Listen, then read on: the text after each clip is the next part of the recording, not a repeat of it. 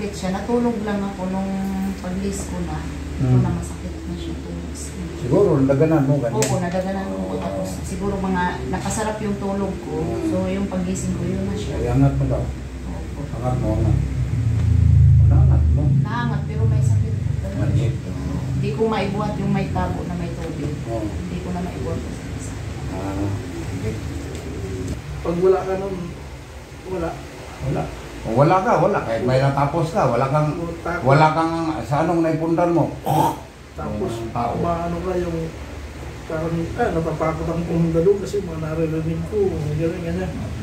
Mga may ganyan sa ibang lugar, mga masasama nangyari. Totoo yan, totoo yan. Diskarte lang talaga. Kung wala kang Oo, gusto. angat mo. Yan, lumuwag, no? Oo. Kahit pa siguro patunogin, hindi wala ko ng silbi. Oo. Upo ka. Parang ka palang si tatay. Kahit patunogin, walang pirsa, walang pang silbi. O, sige.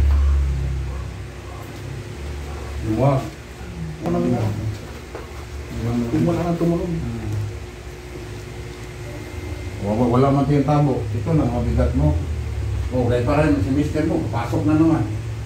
Ang sabong doon ay madisturbo mo. Hindi yan ang isa sa Walang bisyo. Ha? Walang bisyo. Anong bisyo? Hindi ba, example ba? Kain lang alam yan eh. Barko man. Yan, wala. Ganito kabigat yung tubig. Para hindi ka na magbuhos. Isang tabo. Ganito ba kabigat? Mabigat pa dyan, mabigat pa to. Isang tabo. Mabigat pa to.